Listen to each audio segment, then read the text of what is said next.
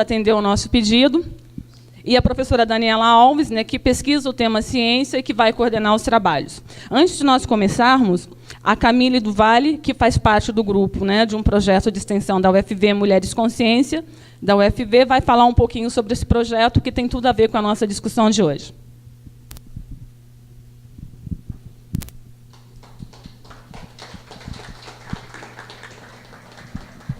Boa noite.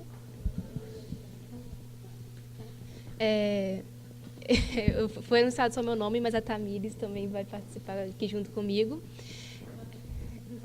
O meu nome é Camille, eu curso Engenharia Civil aqui no UFV, a Tamires faz Física, e a Tamires vai começar falando sobre como que a gente faz parte do grupo Mulheres Consciência UFV, que foi um grupo que a gente começou a pensar nele em 2016, mas ano passado que a gente conseguiu concretizar, e ela vai começar contando de como que surgiu a ideia de criar esse grupo.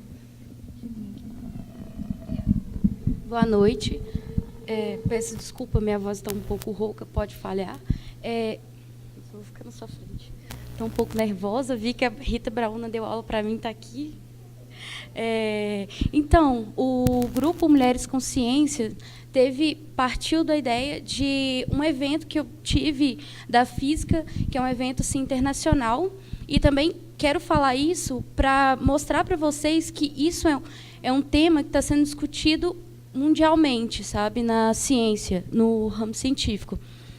Então, o evento que eu fui era de física, então as mulheres que estavam lá falando, o enfoque mais era na física. Então, elas mostraram dados preocupantes, e também porque eu vivo nessa realidade, então, juntou a realidade que eu vivo com os dados que elas mostraram. Eu falei assim, poxa vida, a gente poderia fazer isso na UFV, porque lá o negócio também é bem pesado. Porque nós temos, atualmente, 2 mulheres no corpo discente do Departamento de Física. Docente, desculpa, gente.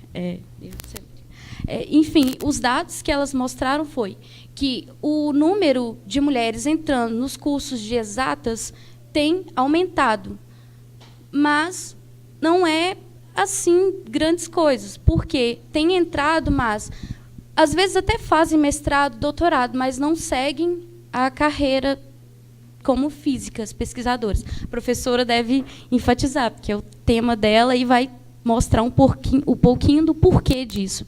Então, foi isso, gente. Daí, a gente tentou trazer um pouquinho disso aqui para a UFV, porque também nós precisamos discutir isso aqui no nosso espaço, que é tão desigual ainda para as mulheres. E você quer falar das atividades? A Camille vai falar um pouquinho das atividades que nós estamos desenvolvendo. Nós temos a página, que é Mulheres Consciência UFV. Lá a gente mostra as atividades que nós estamos fazendo. Nós deixamos panfleto também ali na mesa. Quem quiser, fica à vontade para pegar. Obrigada. Como a Tamires falou, aí foi baseado nisso em dúvidas, né? Essa questão da discrepância do número de meninas e de meninos que tem dentro da universidade, que isso, tipo, no curso de exatos, não só da física, mas o curso de exatos em geral tem esse número muito grande. E outra coisa também, que quando a gente vai para o mercado de trabalho, até os cursos que a maioria são mulheres, não tem pouco representante mulher. Igual o exemplo na pedagogia, que a maioria que forma é mulher, mas o grande nome que se fala é Paulo Freire. Então, assim, tem pouca representatividade nessa questão. E aí, a gente resolveu, então, a gente juntou várias meninas, a maioria no curso de exata, mas nós temos meninas do curso da área de biologia, da área agrária, da humanas também, e a gente começou a criar coisas, né, para poder mostrar isso, para discutir isso no nosso campus, e a gente pretende levar isso para as escolas também, discutir com os alunos do ensino médio também, porque isso é algo que não acontece só na universidade, isso vem desde o ensino fundamental, desde o ensino médio. Uma das coisas que a gente fez, né, igual a gente falou, a gente começou ano passado, então a primeira ação que a gente fez foi espalhar pelo campus cartazes falando de mulheres de diferentes cursos que tem na universidade que se destacaram no ramo. Tinha cartazes desde da física, das engenharias, das ciências sociais, ciências biológicas, do jornalismo. A gente espalhou isso por vários lugares assim do campus para poder mostrar para as pessoas que essas mulheres existem. Apesar de a gente pouco ouvir delas, elas existiram, elas contribuíram muito para a ciência que a gente tem hoje. E, além disso, a gente tentou participar do edital do Fundo Elas, porém a gente não conseguiu, mas a gente tentou participar. E esse ano a gente está com várias ideias já formadas de coisas que a gente pretende fazer. A gente teve na recepção dos calouros, até esse cartaz é de lá, por isso está escrito Manual de Sobrevivência da Caloura. E a gente pretende, esse ano, estar dando continuidade com os eventos, fazendo mais coisas para poder divulgar essa ideia mesmo e tentar diminuir essa diferença que existe na nossa universidade. Bem, é isso. A gente também, outra coisa que a gente fez que eu estava esquecendo, foi a amostra de filmes, que é o Cine Delas. A gente já fez uma amostra de filmes que a gente mostrou o documentário da Lise Meitner, que foi uma física que ela foi responsável pela a fissura nuclear, né? A fissão nuclear, descoberta da fissão nuclear, mas na época quem ganhou todo a credibilidade foi o Otto Hahn. E a gente vai exibir no dia 19, né? Dia 23. A gente vai exibir o filme da Hepática, Alexandria, que chama o nome, que é sobre a hepática, que foi uma matemática. E a gente está com filmes... a gente pretende passar filmes não só da exatas, mas de várias mulheres de vários cursos também. E eu também queria agradecer às professoras, porque a gente teve um certo apoio de algumas professoras das ciências sociais, que é a Daniela Alves, a professora Maria de Fátima e a professora Daniela Rezende. Elas deram um apoio assim, para a gente no início. Se não fosse por elas, a gente não teria conseguido também organizar assim, de início o nosso grupo, né? Então, é só isso mesmo. Obrigada.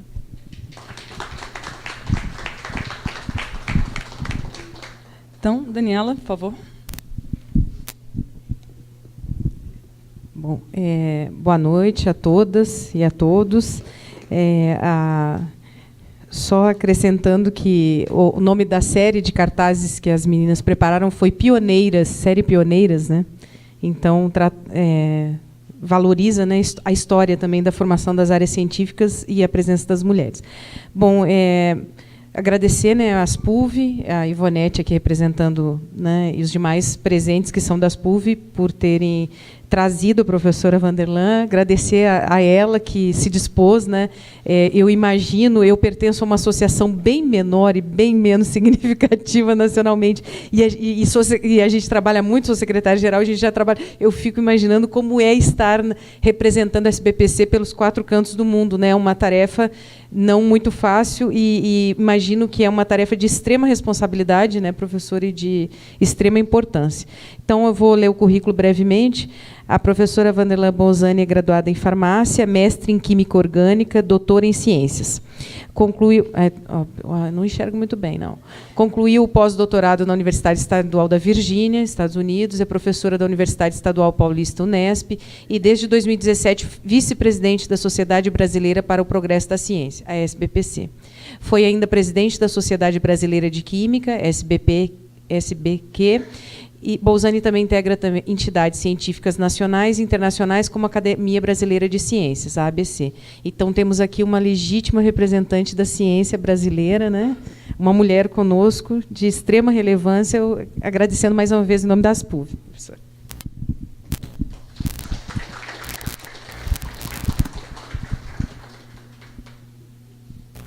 Uma boa noite. Inicialmente, eu gostaria de agradecer às meninas.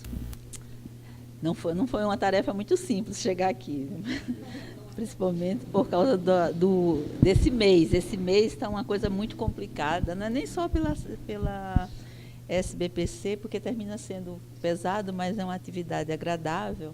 Mas é o laboratório mesmo, e a universidade, e agora eu também fui para o conselho da FAPESP, coisas complicadas. Então, muita coisa, quase maluca.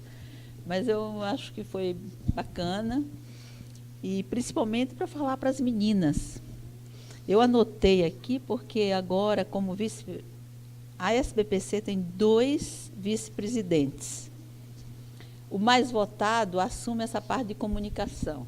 Nesse caso, eu fui a mais votada, e eu estou tentando ver se a gente faz um projeto de políticas públicas voltado para a comunicação, mas principalmente para fazer... A SBPC já tem uma divulgação científica referendada, certificada, ou seja, já fala para os convertidos. Nós precisamos falar para os não convertidos, que é esse momento trágico que nós estamos passando. Nós temos que fazer com que nós ficamos muito isolados e a sociedade, mesmo achando que é importante ciência, que é importante educação, ela não se liga e ela não entende esse lado, e nós ficamos desgarrados, e é o que está acontecendo atualmente. Nós estamos completamente desamparados, com alguns dados que eu vou mostrar, uma situação muito difícil este país está passando, mas o nosso país, aqui eu acho que tem gente de todas as áreas, eu sou da química, eu sou farmacêutica, mas eu recomendo vocês entrarem na internet e assistirem um vídeo chamado Um Sonho Intenso. Um Sonho Intenso de Getúlio a Lula, feito por sociólogos e economistas, não tem uma conotação partidária, e numa linguagem que a gente consegue entender por que o Brasil vive de ciclos. Você vem, há um ciclo, nós ficamos todos eufóricos quando as pessoas pensam que vão melhorar, que é uma queda assustadora, e você vê ciclos. Então, eles explicam direitinho essa parte de ciclos. Mas, voltando agora aqui a nossa conversa, de vir aqui, falaram para eu falar de... Eu tenho que passar aqui, né? Falar de mulheres. E eu vi as meninas, eu gostei bastante do que vocês estão fazendo aqui, desse movimento, junto com as professoras aí, para falar sobre meninas. E por que meninas precisam ser estimuladas a fazer ciência? Porque, naturalmente, isso é um processo histórico, mas existe a Unesco, né, também lançou um programa mundial para estimular as meninas a fazerem ciência. Nós, por exemplo, quando eu digo nós, eu me refiro à minha pessoa, eu sou uma senhora idosa. Então, na minha época, eu consigo entender o processo de meninas como uma coisa histórica. Vou mostrar umas coisas aqui que vocês vão ficar... Mas esse processo histórico está mudando. Só que a mudança é muito lenta. Porque eu vejo uma mudança muito grande na creche, na escolinha do meu neto. Ele tem 4 aninhos. Então, os meninos e as meninas brincam com as mesmas brincadeiras e eles interagem muito. E isso é extremamente importante. E eu vou citar um exemplo quando eu era criança. Eu sempre fui muito levada. Eu não gostava de brincar de boneca. Eu achava que era muito sem graça. E aí eu ficava, minha mãe muito rígida, de escola de freira, eu ficava na grade olhando e via os meninos jogar bolinha de gude, jogar peão. Eu ficava fascinada. E por quê? Porque você desenvolve o raciocínio, você pensa. Então, na minha época, as meninas eram instruídas a não pensarem. E é por isso que este movimento toma forma no mundo inteiro, para que, desde cedo, nós possamos ensinar as meninas a pensarem. Por quê? Num mundo complexo, global, altamente competitivo, não é mais um mundo de homens e de mulheres. Tem que ser um mundo de homens e mulheres juntos, trabalhando, para que nós possamos deixar para os nossos netos, nossos bisnetos e as futuras gerações um mundo sustentável, senão nós não vamos ter sustentabilidade. Então, esse eu acho que é o princípio principal. Então, vamos lá, eu tenho que passar aqui, né? É que agora eu não sei mexer nesse computador, só sei no meu. E o meu é o Mac. Onde é que eu mexo aqui? O Mac é diferente, eu sei. É aqui nessa seta? Aqui? antes de começar qualquer coisa, me fizeram uma entrevista agora, e aqui tem muito a ver também com nós, meninas e mulheres, porque nós estamos dentro deste universo negro, por isso que essa transparência é preta. É negra, mas ela é obscura, ela é triste. Que são esses números que vocês estão vendo aqui. Eu chamo a atenção para o número da China.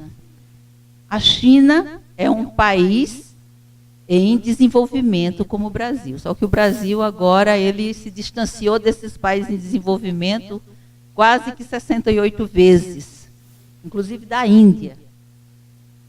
Por quê? Os investimentos em ciência e tecnologia é fundamental para que uma nação seja uma nação soberana, robusta, e se imponha diante de um mundo global altamente competitivo. Se nós não somos um país que detém tecnologia, eu não consegui, porque, como eu falei para vocês, minha apresentação começou a apagar, e eu comecei a deletar algumas coisas que eu achei que estavam ruim. Mas eu tenho uma transparência que fala do Rutherford. Quem é químico aqui sabe. Ele foi prêmio Nobel em 1898. E ele já falava que, naquela época, que as nações que não investirem em ciência e tecnologia estarão fadadas a ser escravas das nações ricas e serão sempre portadoras de lenha. E é o que nós estamos vendo, o que é que nós vamos sair desse universo. Porque se vocês imaginam que o nosso aqui, ó, vermelho, 3,1 bilhões, que é o conjunto todo de dólar comparado com qualquer um desse aqui, nós não temos futuro. É como se não existisse mais ciência e tecnologia no Brasil. Eu faço parte do CCT, e a concepção é muito interessante, mas foi criada porque, quando o Kassab entrou como ministro, ele não entende nada de ciência e tecnologia, criou para que as pessoas façam, nós fazemos. Mas se você não tem verba, e nós vamos lá. Então, os INCTs surgiram neste país, que eram antigos milênios, transformaram, espalhados por aí, como centro, Institutos Nacionais de Ciência e Tecnologia, em todos as áreas do Brasil, para desenvolver ciência e tecnologias com os grupos de excelência, que imagina-se que vai, né, fazer inovação e trazer riquezas. Se você não tem verba, os institutos não têm dinheiro. E não tem nem esperança de que vai ter, porque nem se fala mais. Então, um governo, esse é que é o nosso problema, e nós somos culpados. Nós temos que ter políticas de Estado. Política de governo, cada um faz do seu jeito, entra um, sai outro. Então, se você tem uma política de um Estado, o Estado tem que investir na sua ciência, na sua segurança, na sua educação, isso. Você não vai mudar um ministério, não vai criar, não vai fazer. Isso é uma política de Estado. O governo entra para gerenciar o Estado. Então, os governos entram para destruir o Estado. Então, a situação é extremamente grave.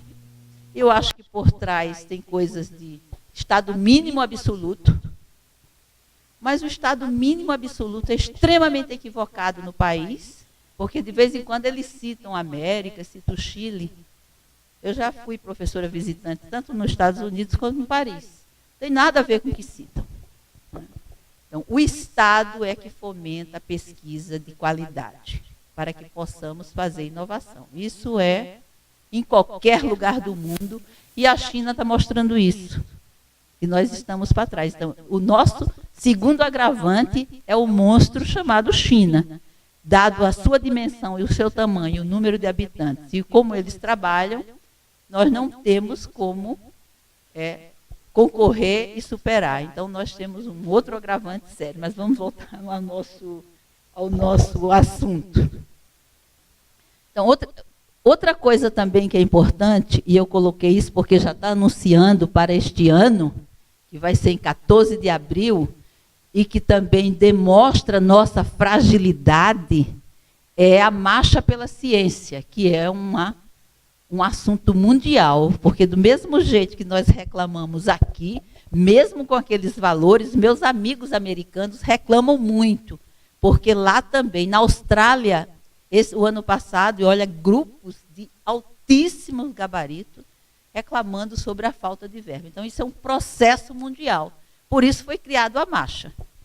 Agora, quando o ano passado eu participei da marcha, saí de Araraquara para ir no Largo da Batata, na Marcha da Ciência, que era um feriado e meio chuvoso. Tinha 100 pessoas, todos velhos. Galembeck, Hernan Chaimovich, e vai por aí. Oswaldo Alves, vieram de Campinas. Nós fomos, tinha 4 gatos pingados em São Paulo na marcha.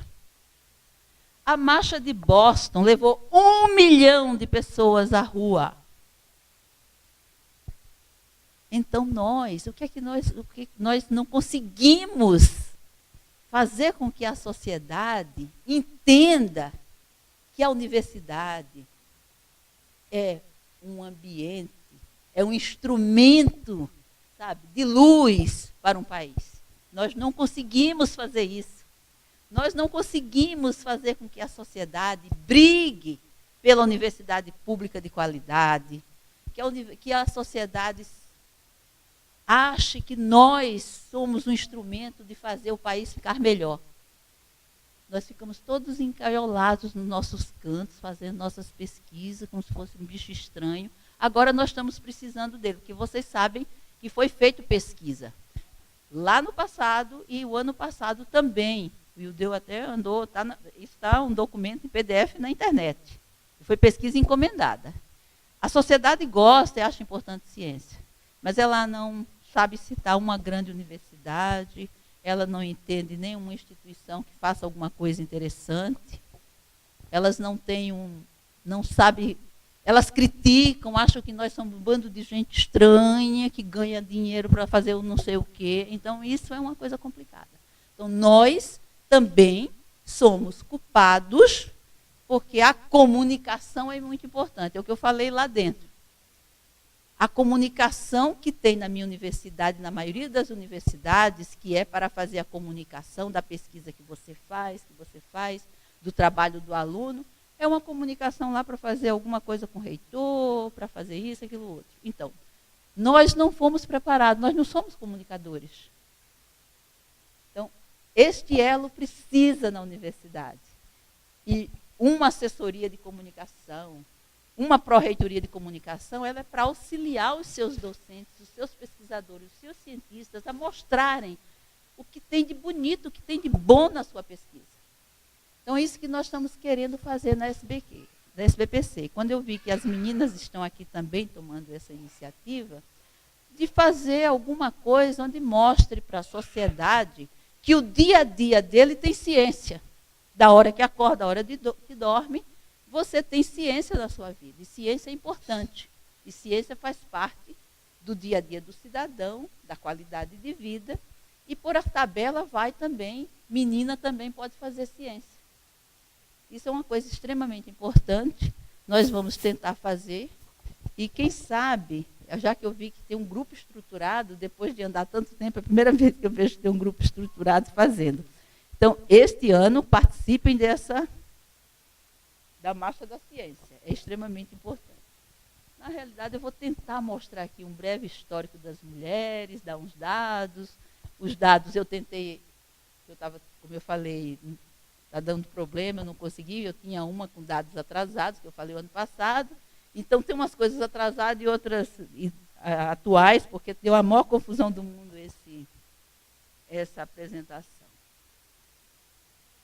A Hipátia, vocês já ouviram? Quem já ouviu falar da Hipátia de Alexandria? Ela foi a primeira, é considerada a primeira mulher cientista. E aí vai um dado extremamente importante, que eu acho que eu vou repetir várias vezes, que faz com que, acho que não só para as meninas, mas para os meninos, mas principalmente para as meninas, é o ambiente onde você se insere. Este ambiente é extremamente importante para moldar e para fazer com que você olhe, seja ousada e faça. Então, esse ambiente é muito importante. Então, ela tinha esse ambiente no mundo altamente machista, onde os filósofos eram todos homens. Eles se reuniam em salas afastadas das mulheres para pensar, para discutir. O pai dela era um filósofo que ensinava ela. Então, ela foi ensinada pelo pai e estimulada pelo pai a fazer ciência. Então, isso é uma coisa fascinante, porque você percebe isso no dia a dia da maioria das meninas, inclusive exemplos dentro do meu laboratório, de meninas brilhantes.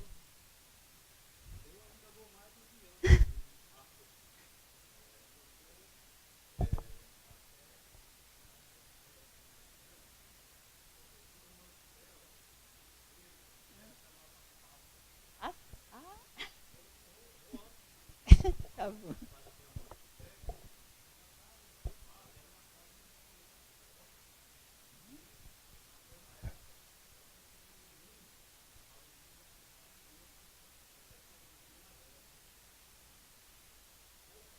Um pouco dela. Tá bom. Não, tá bom, tudo bem. Nós depois...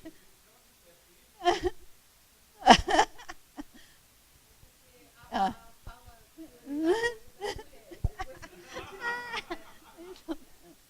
Aí, mas nesse ambiente, eu vou citar algumas coisas agora que vocês, por exemplo, as mulheres, elas sempre tiveram um papel social muito inferior.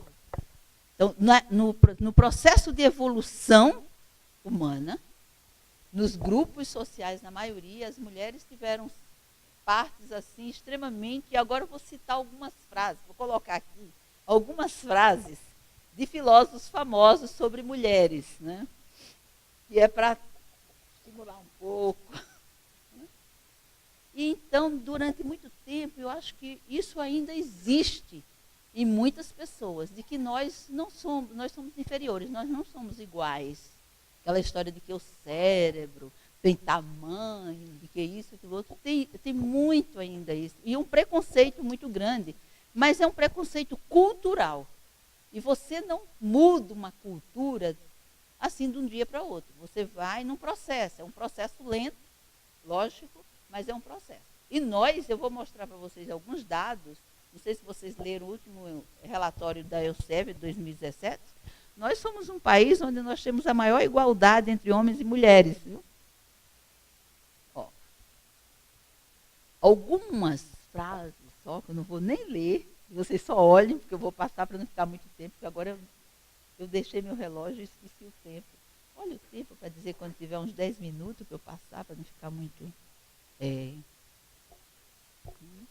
Mas se vocês imaginem, né? Ó, ele falava de Péricles, olha lá, as mulheres, os escravos, os forasteiros, os cidadãos são todos iguais, né? Mas isso não é nada. Crianças, idiotas e lunáticos e mulheres não têm capacidade para realizar negócios, né? Não, dependendo do negócio, eu faço parte delas, né? Eu não sei fazer negócios, mas até aí também tem homens que também não sabem fazer negócio, né? E então, isso tem muito todas as mulheres que seduzirem e levarem ao casamento os súditos de sua majestade, mediante o uso de perfumes, pinturas, dentes postiços, etc, etc. Quer dizer, mais o outro lado daquilo que diferencia os homens das mulheres, que nós somos biologicamente distintos, e isso não significa que nós somos inferiores ou que os homens são superiores. Isso é uma questão biológica e é extremamente interessante, até para trabalhar cientificamente, estudar, né, desenvolver. Então, nós temos essa missão. Aristóteles também falava que a natureza só faz mulheres quando não pode fazer homens. Essa é mais pesada ainda, e era Aristóteles. Isso são todos, e aí por aí vai.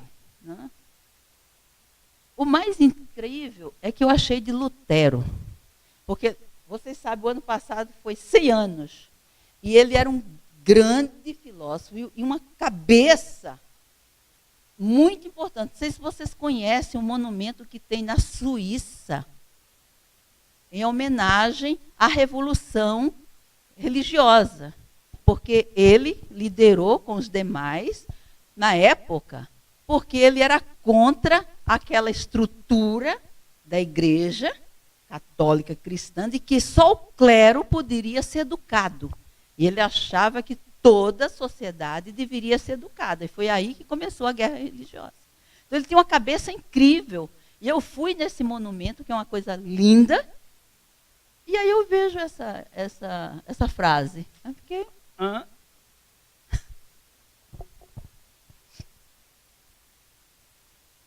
Mas, naquela época, quem não conhece é Marie Curie. Então, ela quebrou um paradigma. E até hoje, ela quebrou esse paradigma, inclusive na nossa área. Ela era filha de operários, mas ela tinha um ambiente familiar que a propiciava a estudar, que a estimulava a estudar, e quando ela precisou ir para Paris para fazer doutorado, ela foi mantida pela irmã, que já trabalhava, porque eles não eram ricos, e esse ambiente familiar de apoio ao estudo é extremamente importante. Não só também nos homens, mas mais nas mulheres.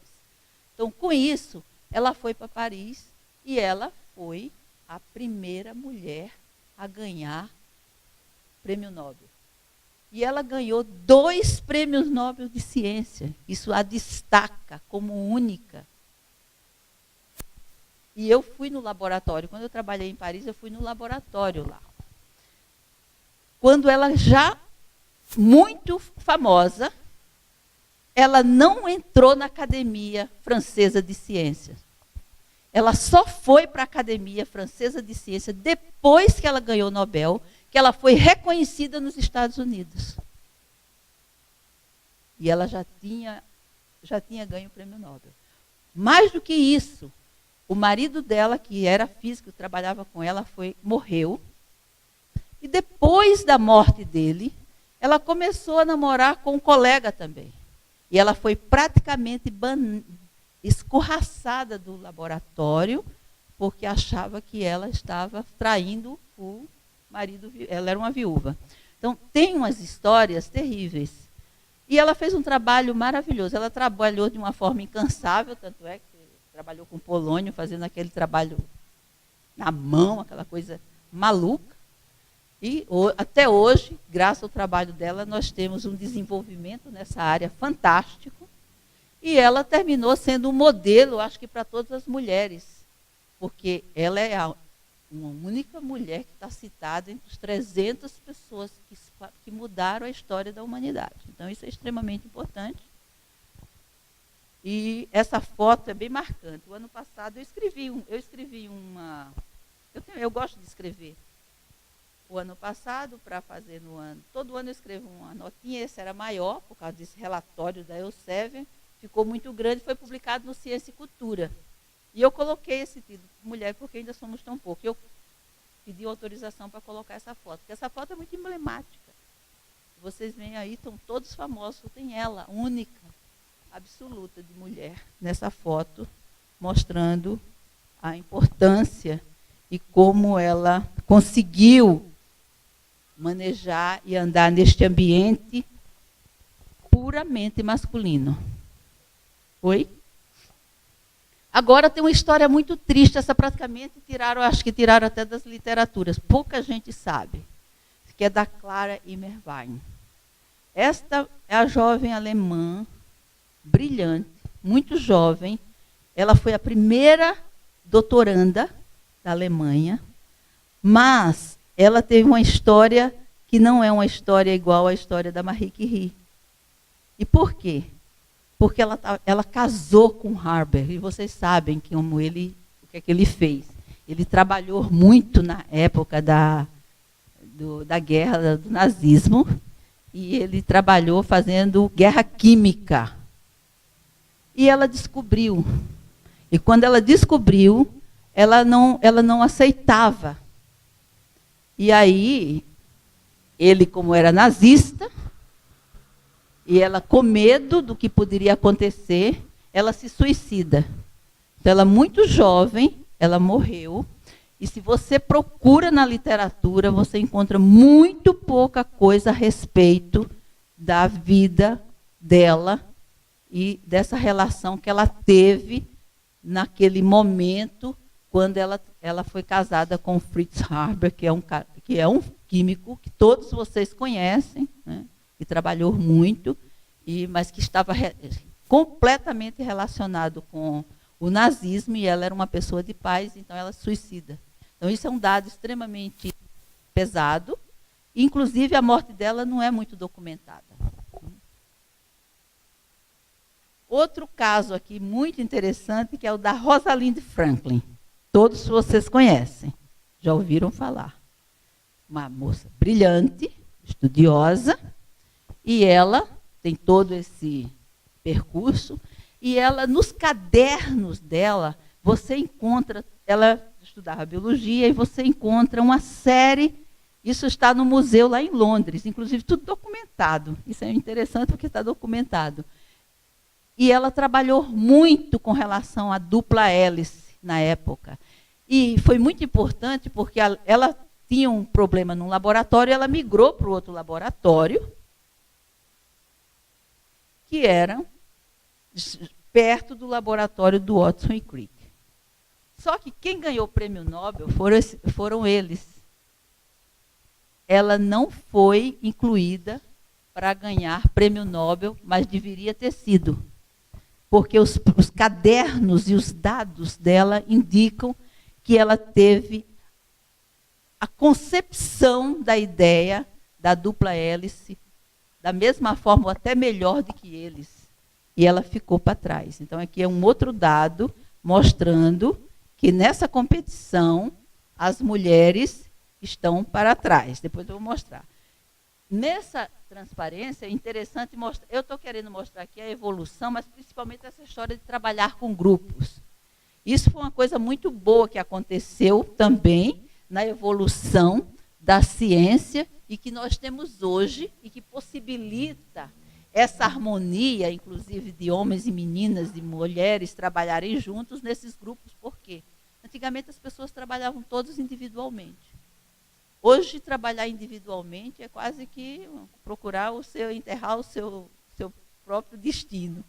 Então, pesquisa colaborativa é extremamente importante em todas as áreas do conhecimento.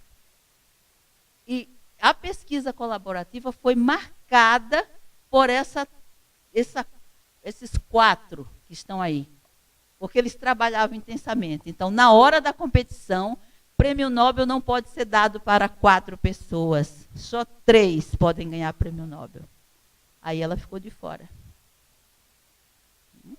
Aí é onde eu vou mostrar mais adiante, onde as meninas têm desvantagem, como foi mostrado aqui no começo, quando elas estavam falando.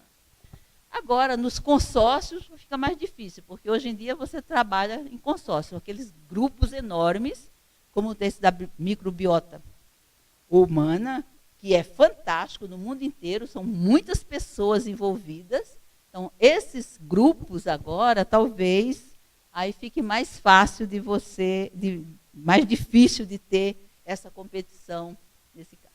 Aqui uma outra prêmio Nobel de Química, também muito importante, só para mostrar o trabalho, também trabalhou muito com proteína, principalmente com cristalografia, e ganhou o prêmio Nobel de Química, e a Ada Ioná, que todos vocês viram, porque ela foi uma das convidadas também, não só da academia, como da IUPAC. Quem foi para a IUPAC? Vocês lembram? E ela realmente tem uma história fascinante, porque ela é de Israel, mas de uma família extremamente pobre. A história dela é linda, porque em 2011, quando foi o Ano Internacional da Química, não sei se alguém aqui fez parte das escolas avançadas que nós fizemos em São Paulo, que nós trouxemos 5 prêmios Nobel, foi financiada pela FAPESP, é uma escola que paga para todo mundo. E ela foi uma delas. E lá ela contou a história dela. Ela é extremamente humilde, era naquelas casas de Israel, onde você divide o apartamento com várias famílias. Então, ela morava num apartamento que moravam 3 famílias. Em cada quarto morava uma família. E ela estudava o dia inteiro porque não tinha nem lugar para ficar em casa. Então, isso é uma história fascinante de obstinação, principalmente de mulher obstinada, que quer fazer alguma coisa e vencer na vida. Então, isso foi um dado muito interessante, a história dela, e é uma das poucas, porque aqui está o quadro. Nós somos muito poucos ainda. Por que nós somos tão poucos? Se nós somos a maioria, agora, como falou, na graduação, a maioria no mestrado, a maioria no doutorado, né? Mas quando vai ascendendo na carreira, na competição, nós não conseguimos ganhar. Nós não fomos preparadas ainda para competir. Então, no prêmio Nobel, nós temos vários. Nós DT na Química. São muitos, mas as mulheres, nós somos 3 mulheres que ganharam o prêmio Nobel.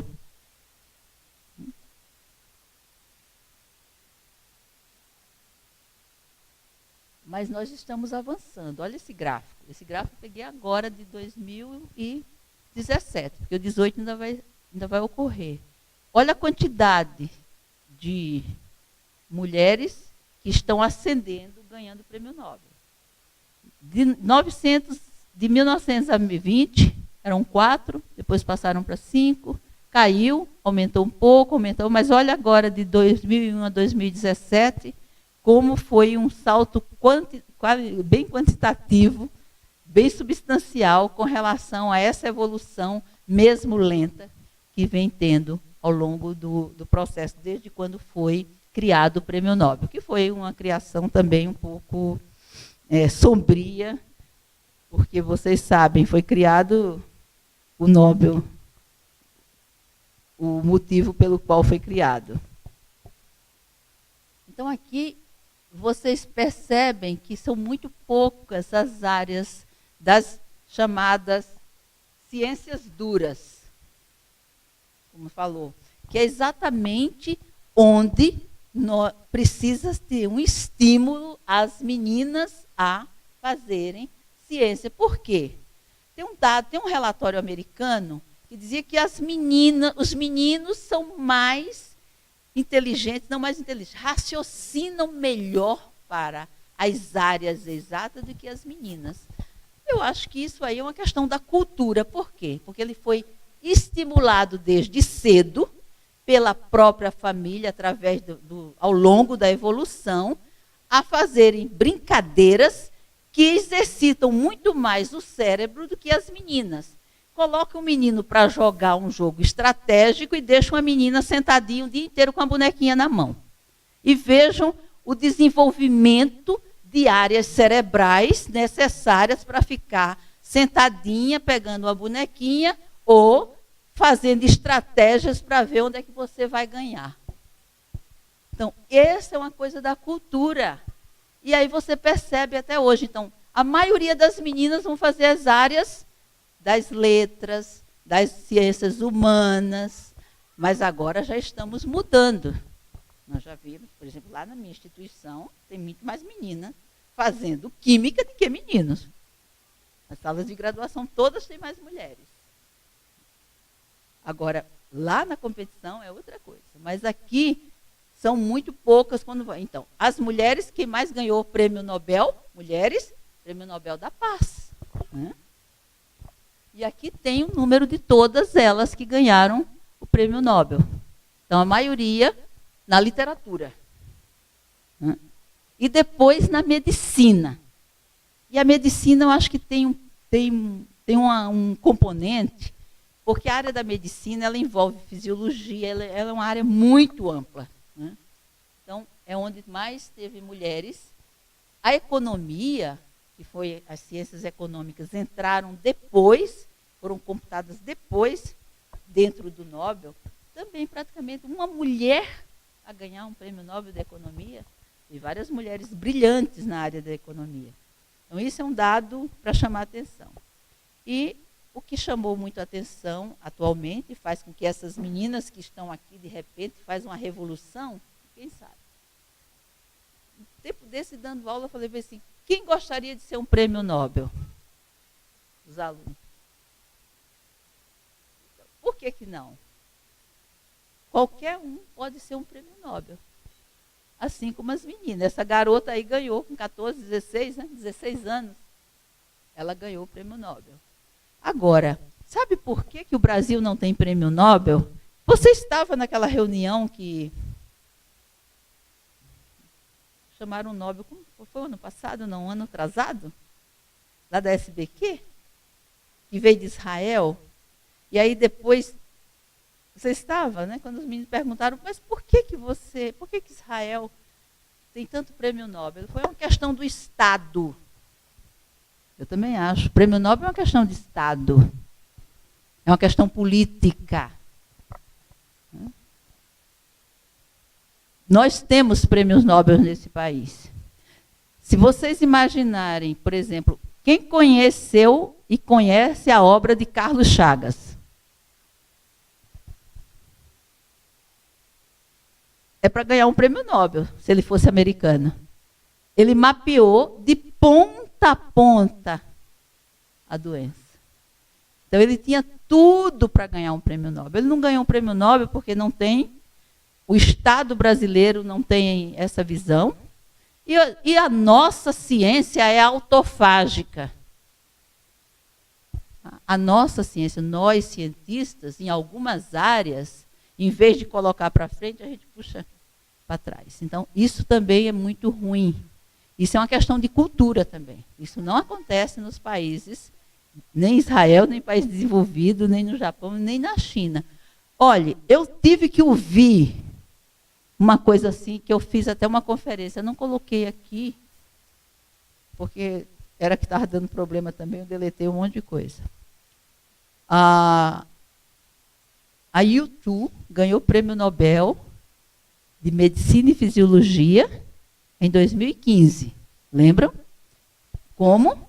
Trabalhando com artemisinina, fazendo aquela medicina tradicional. Foram 3 ganhadores de prêmio Nobel. Ela e os 2 lá, que eu esqueci o nome, que eu não lembro mais o nome de ninguém. Um deles trabalhando com a vermectina, que é um derivado de bactérias. São todos produtos e um produto natural. Trabalho lindo de ponta a ponta, que até hoje se trabalha. Alguém falou, mas ganhou o prêmio Nobel porque tinha que dar o prêmio Nobel para uma chinesa, porque produtos naturais não é ciência.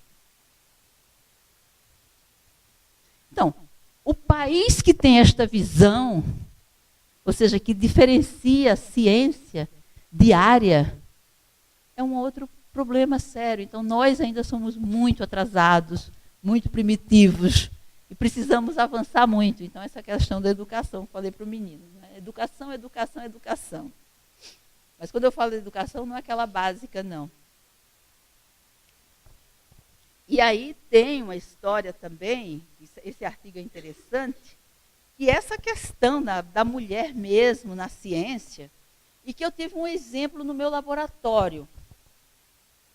Eu tinha uma aluna brilhante, ela fez doutorado com a Ângela Regina Araújo, que trabalha com micro-organismos, e foi fazer pós-doc comigo com bolsa FAPESP, que é uma bolsa que é o salário de uma... começa na carreira. Tem reserva técnica, uma pesquisa. Excelente, ela ficou grávida. Aí tem a licença de maternidade, isso, aquilo, outro. Trabalho lindo, ela é muito inteligente. Aí, quando terminou a licença, ela voltou, ela falou, ai, professora, você sabe, eu estou muito angustiada para falar para a senhora, mas quando eu olho o meu bebê, que eu penso que eu tenho que deixar ele numa creche, e eu tenho que ficar lá, mesmo que eu venha, que é muito flexível, eu posso trabalhar em casa, eu não tenho coragem. Então, eu vou abdicar. Então, isto também é uma coisa que é íntimo das mulheres, e isso não desabona, mas isso diminui o número, porque são muitas a fazerem isso, coisa que os homens não fazem. E também isso é uma coisa equivocada que algumas mulheres têm, de achar que porque não estar do lado, ela não vai dar amor ao seu filho. Então, são coisas que foram passadas de cultura para cultura. E você leva um tempo muito grande para dissuadir dessas coisas que foram colocadas. Esse artigo é muito interessante. Aqui mostra, por exemplo, em 16, você já vê, aqui, ó, homens e mulheres. E por que isso é muito interessante? Porque agora nós estamos falando de posições, quando você vai subindo na carreira. Então, a menina falou aqui, nós, hoje em dia, no CNPq, iniciação científica, mestrado e doutorado, em muitas áreas, tem muito mais meninas do que meninos bolsistas. Mas quando você chega e vai contar quantos titulares, quantas bolsas, vou mostrar agora aqui, para passar, já está muito tarde, que eu acho que já falei demais, para vocês terem uma ideia. Então, esse dado aqui também é um dado mais, inclusive, da parte que fala de ciência e engenharias, porque as engenharias também ainda é mais gritante. Né? Algumas engenharias, por exemplo, a mecatrônica lá na Poli, é praticamente no ano que formou, eu até participei, só tinham 2 meninas. Então, também uma questão diária, né, das áreas. E aqui mostra, e vocês podem ter uma noção, que é uma diferença grande, mas também não muito grande, elas praticamente se mantêm. Esse relatório é muito bacana. Ele está disponível na internet, e ele é um relatório que foi feito pela Elsevier, 2017, atual, e é aqui que mostra que nós avançamos bastante, porque mostra por países. É um relatório enorme, grande, precisa ter um pouco de paciência para ler, mas é um relatório interessante, inclusive mostra esses dados. Copiei alguns dados aqui internacionais para mostrar, porque quando você verifica, vindo do topo, sempre os Estados Unidos passando aqui, nós temos uma posição muito interessante. Essa sequência, porque não cabia, então eu fiz assim. Então, é uma posição onde você vê homens, o número de homens e mulheres na ciência bem, e como se as mulheres e os homens todos tivessem avançado bastante, mas as meninas avançaram bastante. Então, tanto no México, quanto no Brasil, quanto em Portugal, tem esses dados extremamente positivos. E aqui também, quando vocês estavam falando de inovação, aí é o dado mais complicado ainda, porque eu fui da agência de inovação, é o dado mais complicado, é quando você vai tratar agora da questão da invenção, da patente, de você trabalhar com inovação direta, ou seja, já está passando daquele vale da morte para entrar no sistema de inovação. Aí você vê a diferença muito grande entre trabalhos de homens e de mulheres. E também porque algumas empresas, elas privilegiam muito mais os homens, inclusive com questão de salário. Agora eu fiquei até muito emocionada com uma empresa chamada Sunrise, que é alemã de produtos, ela é uma empresa grande, multinacional, especializada em fazer matéria-prima, principalmente da natureza. E aí tem uma aluna minha de mestrado que ela só queria ir para a empresa, e agora ela passou, e ela foi convocada, mestranda, para iniciar o primeiro passo na empresa, numa época de crise, ganhando quase R$8.000. Isso é um deslumbre. Então, isso eu acho que é uma coisa extremamente positiva e que é um estímulo a todas as meninas, mostrando que todas elas se forem ousadas, com certeza elas vão vencer essas barreiras naturalmente. Não é uma tarefa simples, e aqui é um dado, e esse dado é extremamente recente, porque é 16. Que é a mesma coisa para a patente.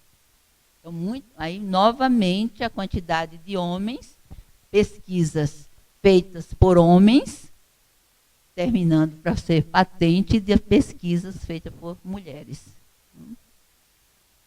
Aqui, agora, vou falar um pouco da nossa área. Esse aqui é o dado do Brasil, só para mostrar. Não, aqui não tem muita importância, não. É mais a estrutura da idade das meninas, dos meninos, é muito parecido. Mas esse aqui é interessante. Esse dado é de 2012, mas porque eu estava com outro que fecha e que abre. Eu deletei, mas na outra o dado é de 2015. Não muda muito. O que muda um pouco no dado de 2015 é que essa faixa do meio da escola, dessa escola primária, ela diminui um pouco. Ela fica um pouco menor.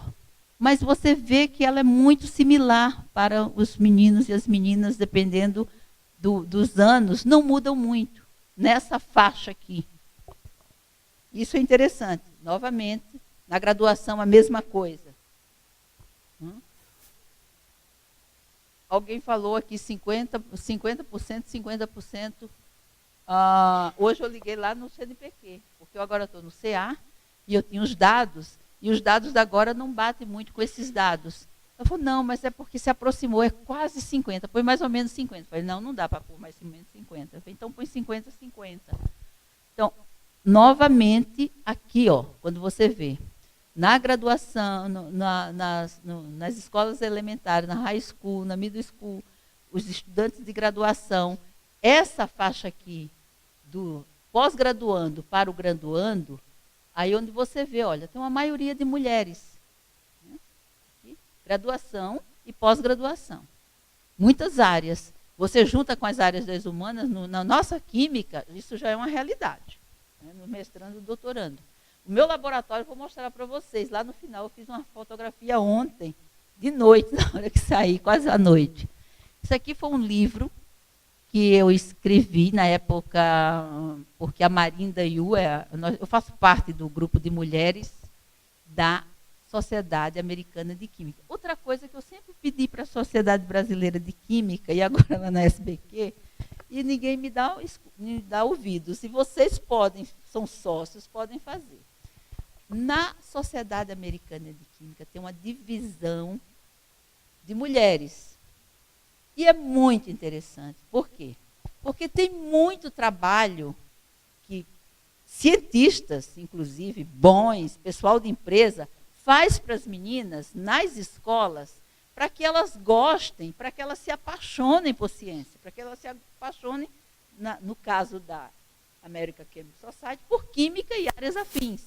A Royal Society faz a mesma coisa. Aí o PAC também tem. A SBQ, muitas vezes eu falei, por que não fazer uma divisão também, alguma coisa que trate das meninas, das mulheres, que façam eventos, que estimule, que façam brincadeiras, que façam gincanas, que façam coisas de empreendedorismo. Isso é extremamente importante. Esse livro, a história de mulheres, nós somos discriminadas e sempre ficamos no mundo inteiro. Quando ela organizou esse livro, e nós participamos de uma reunião em Boston, era para falar da sua vida. Eu cresci bonitinha, eu fiz isso, eu venci na vida, outra de lenço, eu não podia ir na escola, eu estudei em casa. Aí depois de uma grande discussão, cada um fala um parágrafozinho desse e fala da sua realidade. Aí o que eu fiz?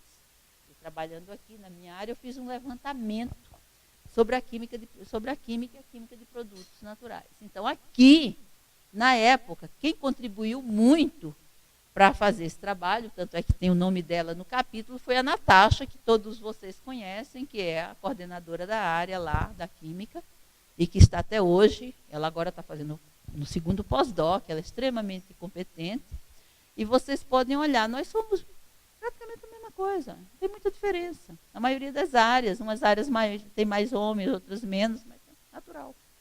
Nada muito diferente do que possa, essa diversidade e essa heterogeneidade é extremamente importante. importante, e isso faz parte, e é importante para a ciência, né?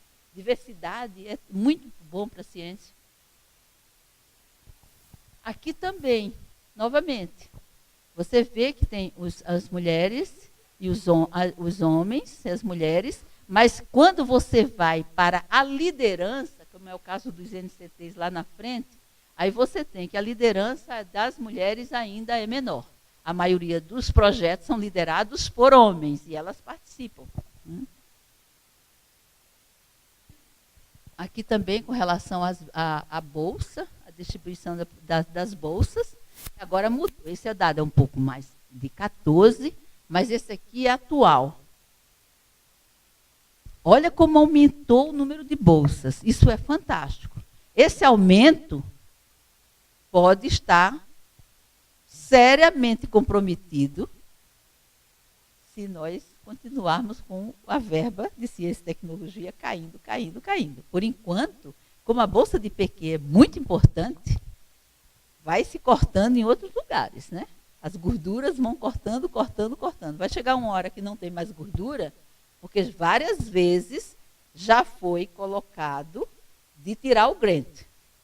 Porque pesquisador nível 1 para cima ganha a bolsa e um grant que ajuda muito no laboratório, principalmente numa época que universal ninguém mais ganha universal, então você coloca dinheiro. Isso já foi colocado várias vezes de que pode acabar. Esses dados, olha como aumentou. Aumentou muito, as mulheres também aumentaram, mas olha o número, por exemplo, de pesquisadores 1A. Agora, nesse último CA, nós colocamos mais mulheres como 1A, uma discussão ferrada. Mas éramos, por exemplo, produtos naturais, era eu e a Anita Massaiola. Agora tem mais. Olha o tamanho deste Brasil. Olha o tamanho de mulheres trabalhando seriamente aqui. Então, esse olhar tem que ter um olhar de sensibilidade, não só de mulheres, dos próprios homens, porque os comitês são muito mais homens do que mulheres. E esse dado aqui é como era, tá vendo? Então, nós aumentamos bastante. Se nós éramos assim, agora nós estamos lá, nós estamos assim numa curva ascendente, e isso é extremamente importante. Aqui também é o financiamento de universal, ainda as mulheres são minoria. Aqui ainda também é na área de produtos naturais, mas isso aqui já mudou, essa história, esse ano. Inclusive deu até algumas brigas, mas algumas mulheres viraram um A, e outras que eram C viraram B, todas ascenderam. Quando tem, porque você tem os números, são numéricos. Se você tem números, por que você tem mulheres que têm os números até maiores e não passam? É uma questão também de sensibilidade e de aplicar a regra que está em vigência. E aqui são os INCTs, novamente, os INCTs espalhados pelo Brasil inteiro. São grandes grupos, mas só são 17 centros coordenados por mulheres. Eu coordeno um de produtos naturais e a Fátima, de São Carlos, coordena um de ecologia química, e os outros, tem vários da química, mas mais a química que não é produtos naturais, porque acho que produtos naturais não é ciência, e muitos da área das biológicas da medicina, a maioria. Né? A Sociedade Brasileira do Progresso, ao longo de 70 anos, até que ela teve várias mulheres, tiveram 3 mulheres presidentes, inclusive, quem não lembra da Glaci, uma mulher fascinante, né? A Carolina Bora, eu não lembro muito dela, né? Mas a Glaci cheguei a conhecer. A Helena, que todos vocês conhecem, que ficou praticamente 10 anos, uma mulher brilhante, fez um trabalho incrível e continua. Né? Na academia, a academia é praticamente de homens. Agora, inclusive, aqui um desses diretores aqui saiu e tem a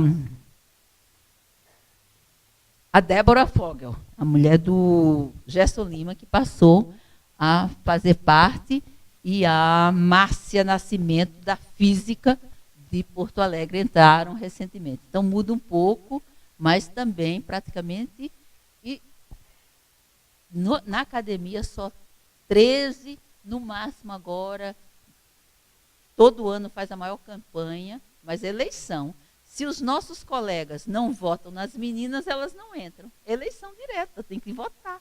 Então, na química, faz 3 anos que nós indicamos uma menina talentosa, ela está com o índice H lá em cima, não conseguiu ainda passar para o A, porque ela não era desse ano, chama-se Valnice, da eletroquímica. Mas não entra, ninguém vota. A área de química é extremamente conservadora, para não falar machista. Então, não tem muita chance de votar. Então, se passar e você for conhecida nas outras áreas, aí passa. Mas a Academia Brasileira de Ciências tem pouquíssimas mulheres, mas a Academia de Ciências do mundo tem poucas mulheres. Na Tuas, eu entrei na Tuas, mas não foi pelo Brasil, nem foi por indicação do brasileiro. Eu fui indicada pelo Gerhard Bringmann, na Alemanha.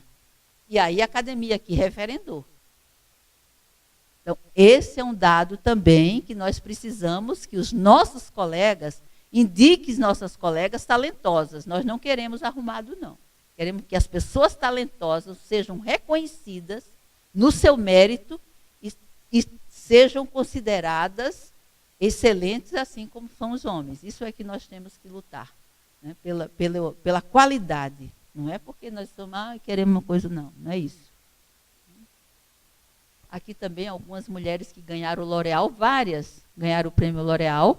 Outra coisa que estimular as meninas a ganharem o prêmio L'Oréal, que ganha $20 mil, as meninas que competem, é uma participação da academia, já está aberta, todas as meninas podem concorrer, e é muito bacana concorrer, porque tem uma apresentação lindíssima, a premiação é bonita, estimula, vão para Paris, é lindo, é uma coisa bacana. E aqui, como eu já tinha falado para vocês, a Joana d'Oberheim, ela poderia ter sido o segundo prêmio Nobel do país, e seria uma mulher. Ela fez o estudo mais fascinante e profundo sobre fixação de nitrogênio e que possibilitou criar essa modalidade, essa variedade de soja que nós hoje, a economia brasileira vive no agronegócio.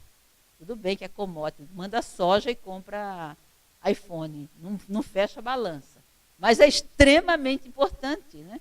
É extremamente importante. Trabalho belíssimo. Ela também não foi prêmio Nobel.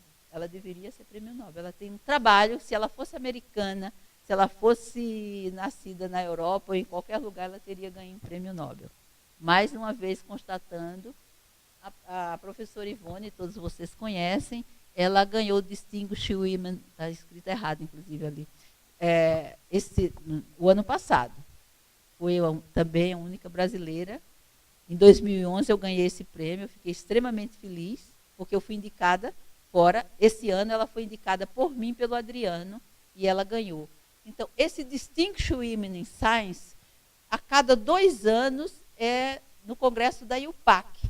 E vocês podem indicar mulheres talentosas mais do Brasil e da América do Sul a participarem, porque entram todas americanas e europeias, e nós temos muitas pessoas talentosas e não competimos. Aqui vocês não conhecem, porque é da área de produtos naturais. Eu acho que é quase que uma homenagem, ninguém nem fala mais dela, da Laíde Braga. Que é mineira, hein? Ela fez um trabalho, ela foi uma das pessoas que desenvolveu, na época do Otto, ele criou os primeiros filhos, e os primeiros filhos que criaram e que começaram a desenvolver a química de produtos naturais no país, e ela foi extremamente importante. A Nídia Franca Roque, lá em São Paulo, junto com o Masayoshi Yoshida. Ela também está aposentada, saiu de cena, nunca mais eu ouvi falar, mas ela também foi extremamente importante naquela época, porque ela foi para a Inglaterra e ela veio para estudar terpenos, que era uma área que ninguém queria saber porque era muito difícil fazer produtos naturais de terpenos sem nada. Então, ela foi a primeira pessoa. E hoje em dia, quando se fala em metabolômica, estudar mistura, desreplicação, era o que ela falava e fazia do estudo naquela época com terpenos. Aqui sou eu para dizer que, mais uma vez, o apoio da família é fundamental. A minha mãe, que está com 94 anos, ela foi extremamente importante para que eu continuasse sendo ousada, porque eu sou nordestina, eu sou meia retirante, né, de sair decidida a estudar. Ela sempre me deu apoio, mesmo quando ela dizia que menina não podia brincar com menino. Ela fazia assim um pouco, mas ela deixava de vez em quando, porque ela achava, eu falava para ela que a brincadeira de menina não tinha graça. Então, ela sempre me deu aquele apoio enorme, e principalmente para estudar. Para estudar, vai estudar. E meu pai, que falava que como eu não era coronel, como ele não era coronel, os filhos tinham que ser letrados. Não falava que tinha que estudar, tinha que ser letrado, porque se não fosse letrado, não ia ser ninguém na vida. Então, isso é um dado extremamente importante. Otto Gottlieb foi outra pessoa extremamente importante na minha vida. Foi meu mentor, eu acho que eu me inspirei nele, era uma pessoa fascinante. E logicamente, eu construí minha carreira muito fundamentada naquilo que eu acho que era o atavismo do sangue indígena do meu pai, porque eu gosto da natureza, e Otto Gottlieb. Então, o nosso laboratório é um laboratório predominantemente feminino. Ajudamos a criar o biota, tinha homens, mas tem muitas mulheres participando. Deixa eu passar lá para... Então, isso aqui é o nosso laboratório. Então, são 2 meninos nesse laboratório. Todos vocês conhecem. A Maísa, a Ângela, a Dulce, e anteriormente era a Márcia Nassi, que aposentou, nós tiramos a carinha dela daí. Mas nós criamos um conjunto de trabalhos de meninas trabalhando harmoniosamente. E esses meninos, mesmo em minoria, nós nos damos muito bem. E esse é um laboratório que cresceu e hoje em dia é um laboratório internacional. Nós temos vários projetos internacionais, temos no CEPID, e novamente no CEPID, mesmo com Glaucius, nós também somos mulheres, e vocês vejam quantas mulheres existem no CEPID. Então, isso mostrando que, aos poucos, com senso e sensibilidade, agora, meu desafio é fazer a base de dados de produtos naturais do Brasil, que está parada por falta de dinheiro. Mas essa garota, como homenagem a todas as garotas, ela está trabalhando aqui a unha para que nós possamos avançar e até 2022, 2023, quando terminarmos, a gente ter toda a biodiversidade do Brasil mapeada, né, numa base de dados. Então, na realidade, o que eu queria, talvez, aqui falar para vocês é que tanto as meninas como os meninos, como eu falei, eu fui um dia desse na escola do meu neto, e aí eu falei, por exemplo, quando eles for moço como vocês, vai ser uma realidade muito diferente. Os meninos e as meninas têm as mesmas atividades. Então, hoje todos vão brincar de carrinho. As meninas vão brincar com carrinho, vão brincar de trem, vão jogar bola, vão brincar de boneca, vão fazer...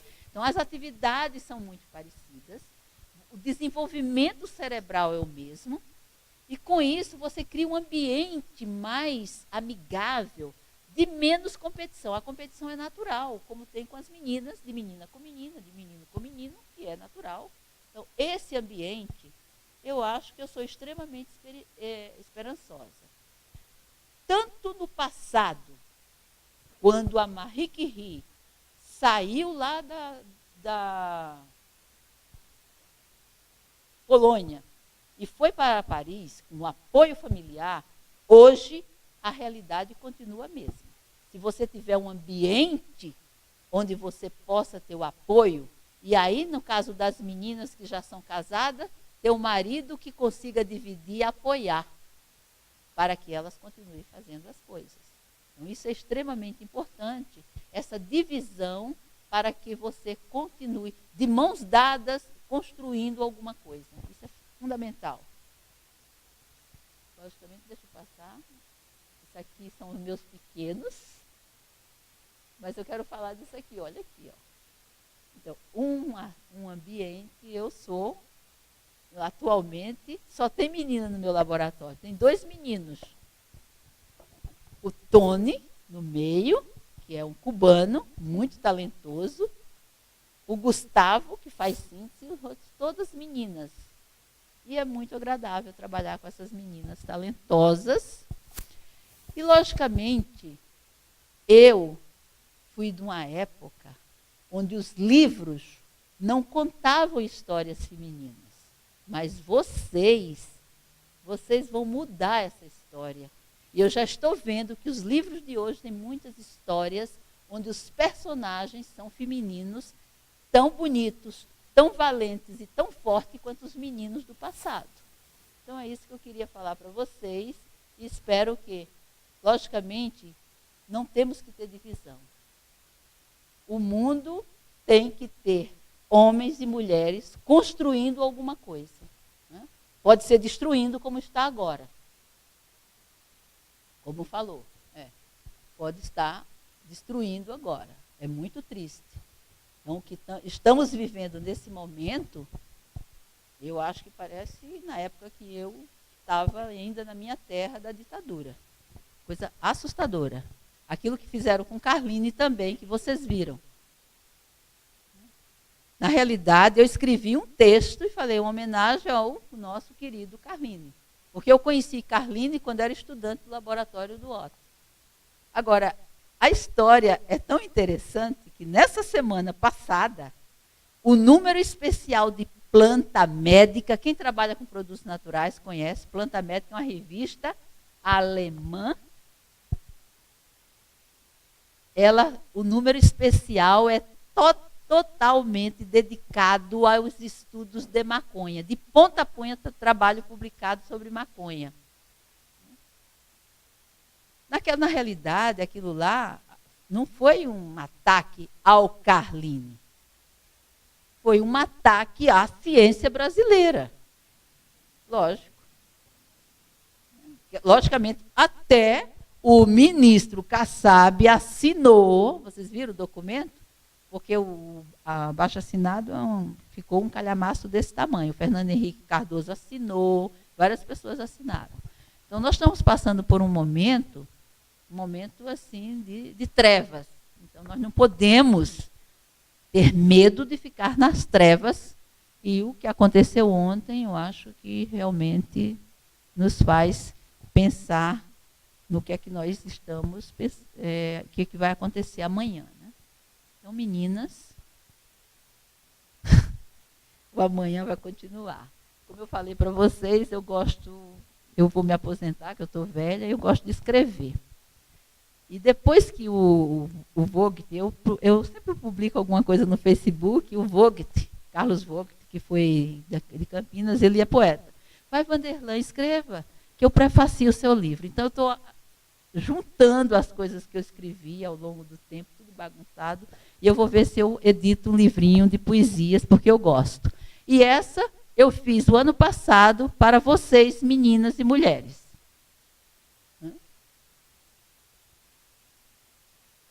Hã?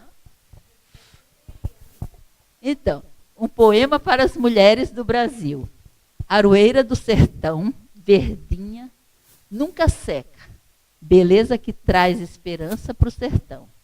Linda e frondosa, é planta forte, é mulher do sertão. Vitória Régia, da Amazônia, feito mulher armada, encantadora e esplendorosa, faz o poeta delirar.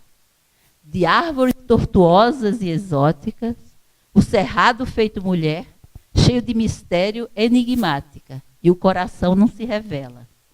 Lá do Pantanal, como as ararinhas azuis, mulheres de todos os cantos e recantos voam livres e formosas, em busca das nuvens no céu de anil. E se lhes cortam as asas, sonham e vão se arrastando, toando o canto triste de uma Jaçanã. Obrigada.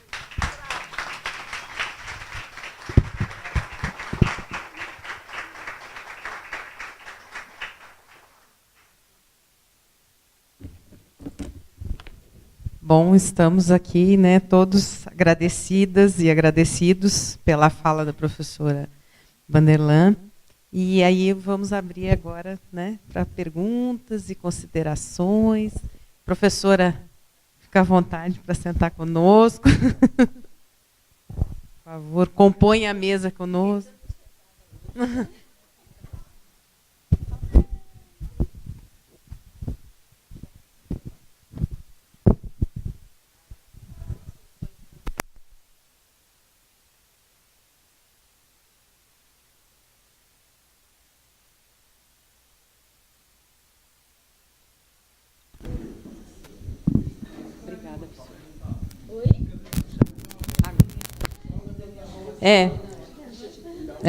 Então, só relembrando, gente, para a gente fazer perguntas breves pelo adiantado da hora e para todo mundo poder participar, né, da possibilidade de todo mundo falar.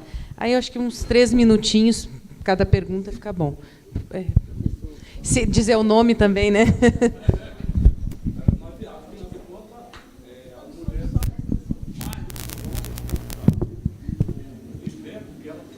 Democráticas e dá a oportunidade aos homens de falar.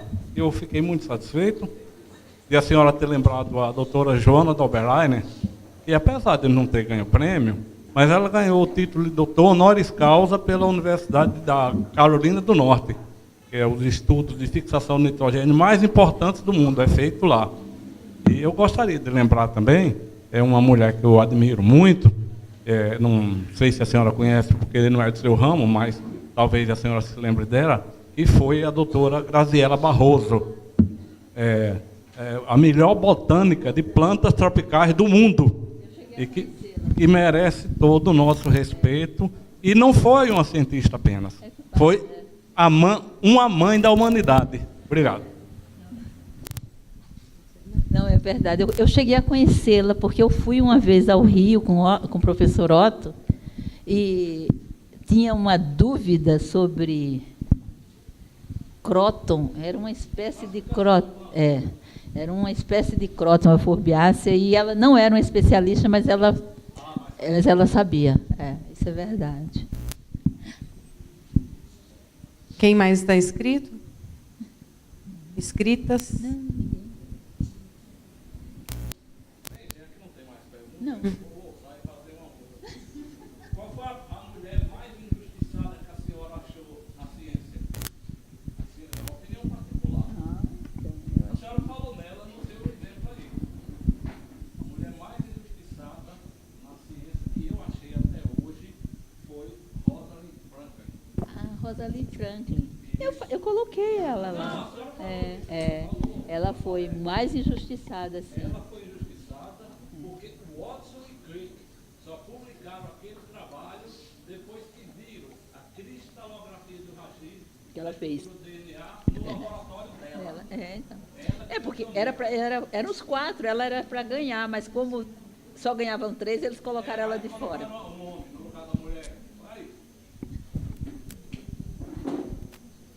Mas, se não, depois... Professora, parabéns pela apresentação. Só assim, os seus dados, né, que, claro, que mostra que aumentou a participação das mulheres, mas um recorte mostra a mulher como um grupo homogêneo, né?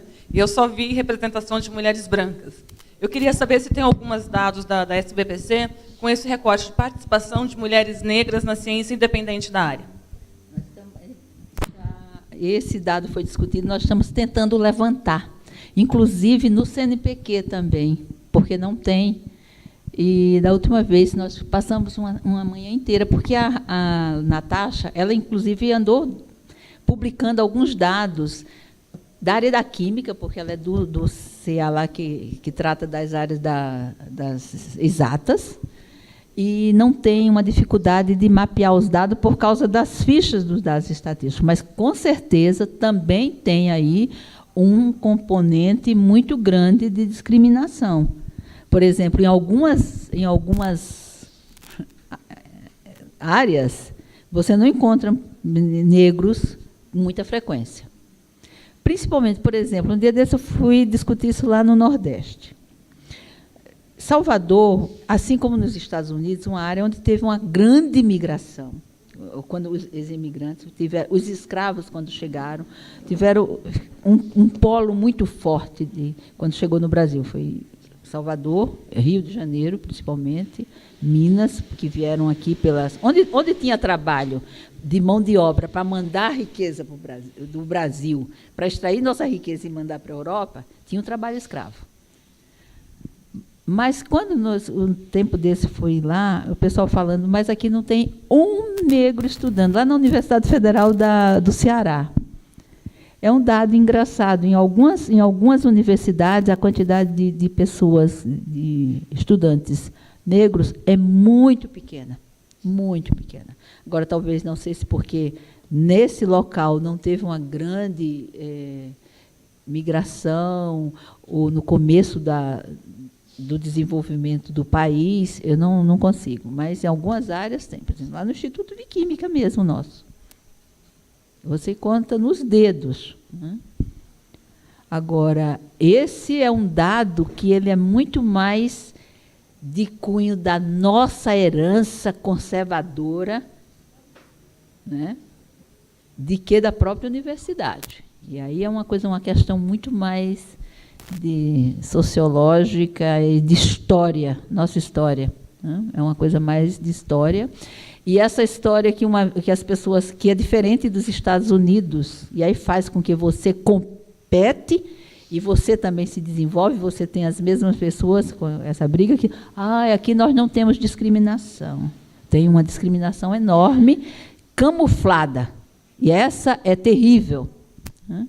Porque essa discriminação camuflada, você não consegue ter dados estatísticos e as pessoas se acostumam.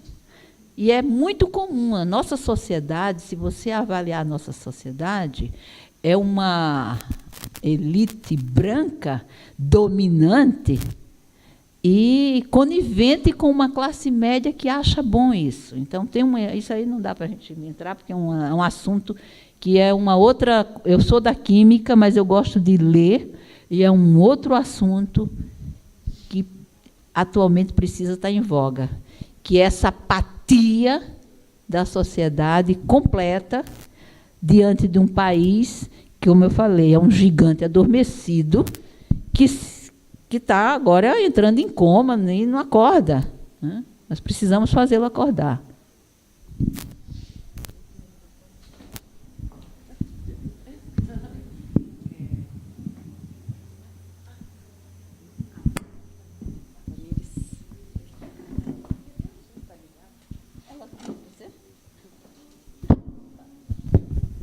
Você também? Não. Eu não vi você. Primeiramente, parabéns pela apresentação. E eu gostaria de saber de você, assim, quando você estava na sua formação, você se cobrava muito?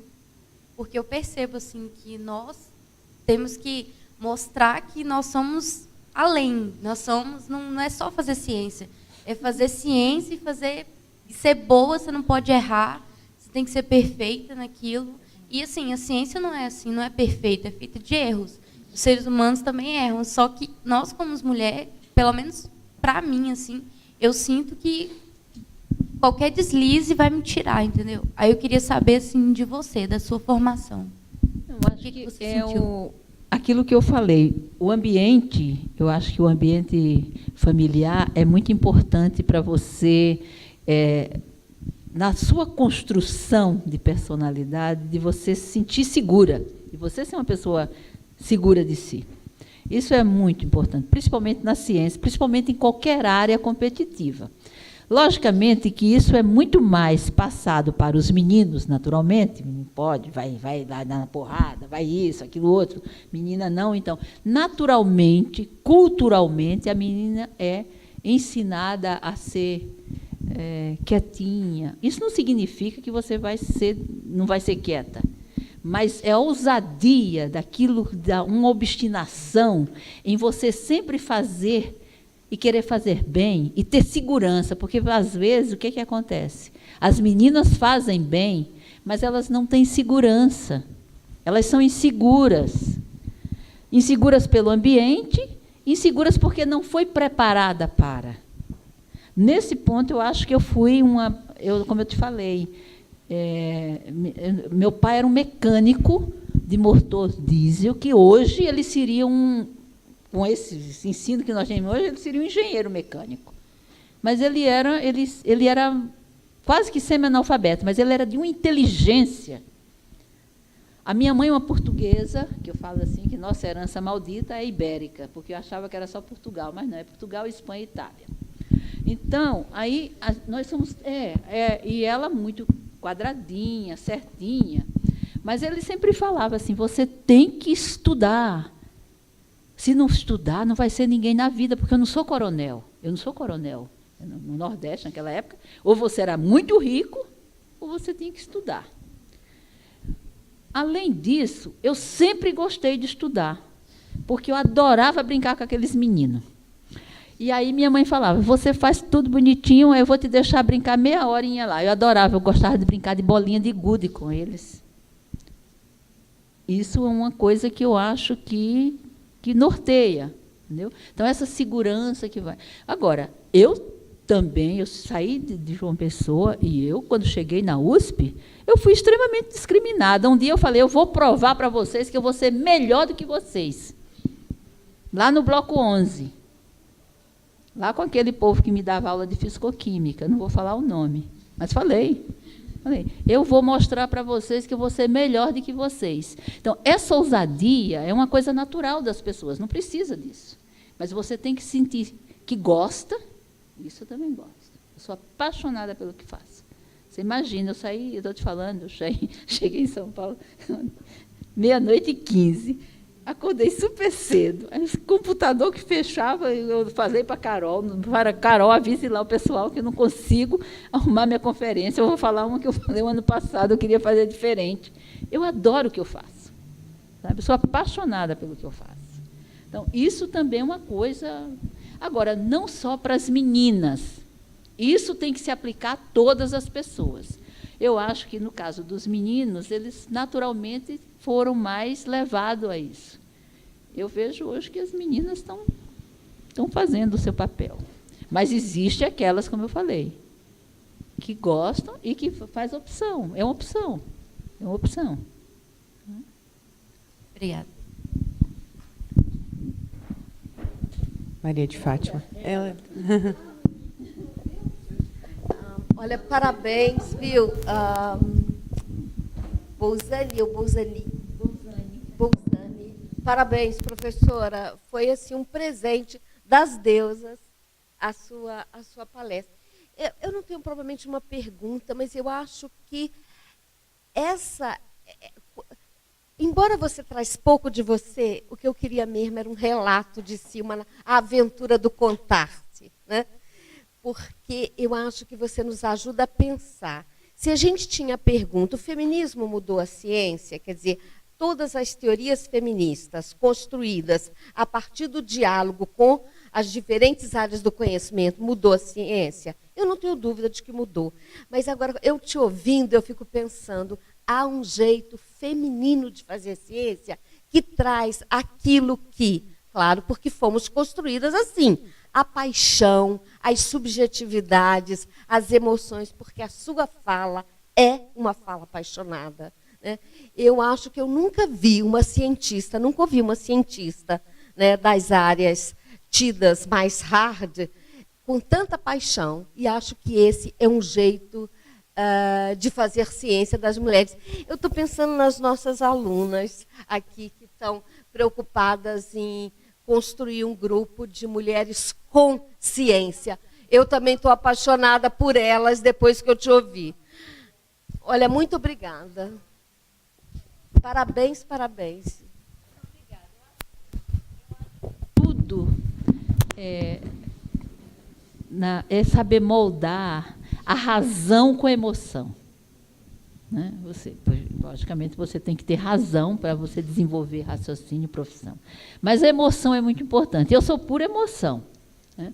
Então, às vezes, eu até tenho que me controlar um pouco, mas isso é muito das pessoas. Cada pessoa é um mundo e você não tem que se descaracterizar para ser uma cientista ou se descaracterizar para não ser cientista. Não, eu acho que corre naturalmente. Agora, essa discriminação, logicamente, ela vai sendo vencida. Eu acho que quando a gente tem nós temos isso naturalmente, que é esse senso e sensibilidade junto. Eu acho que a coisa mais importante é você ter um pouco de senso e sensibilidade nos mínimos detalhes. Sempre, discriminação você sempre tem, e muitas. Exatamente quando você vai ascendendo na carreira. Por quê? Porque foi acostumado, através de uma cultura, de que só homens ocupavam cargos, e até hoje são homens, a maioria que ocupam cargos. Então, quando você vai galgando, quando eu cheguei lá no Instituto, que eu falei, mas eu estudei tanto, eu acho que ser livre docente é um presente nosso. Porque é você contra você não está competindo. Livre docência não compete, não é vaga, que aí eu vou competir com o meu colega lá e só tem uma vaga e um vai ficar de fora. Não, é você contra você. Claro que eu quero fazer. Como você vai fazer livre docência? Então, é um mundo criado em torno também que contamina as meninas. Claro que eu vou fazer livre docência, não estou competindo com ninguém, só estou competindo comigo. Então, a livre docência, todas as mulheres que estão na universidade, não sei se vocês fazem, mas tem que fazer. Titular já é diferente, porque titular é cargo e é competição. Aí tem uma vaga e 10 pessoas. E se a vaga for todos homens, ou então todos, né? Se tiver 8 mulheres e um homem, talvez ganhe o homem, em alguns lugares. Aí é competição. E na competição, nós ainda não estamos preparadas, não todas, mas nós ainda não estamos preparadas para esta competição. É um preparo, isso não é sair batendo, mas é ter a competência para estar e querer, também querer, porque tem muitas pessoas que já ouvi falar, eu não quero. Dá mesmo, colega, eu não quero fazer. Assim como eu tenho um colega brilhante, o Alberto Cavalheiro, agora chega a titular, eu não quero ser titular. É uma opção dele. Então, também tem para homens também, só que menos, lógico. Hoje faz parte da nossa carreira nas federais. Já é parte da Porque lá é uma competição, né? Uma vaga e aparece geralmente agora federal. Não sei. Qual é o nosso teto, Ivonete? Posso fazer uma última? Eu acho que tem mais alguém inscrito? Ah, tem. Então, eu vou deixar para o meu colega Salles fazer. Não, mas pode fazer. Na realidade, eu estava esperando as mulheres fazerem as perguntas para depois eu fazer. Por favor, depois eu faço.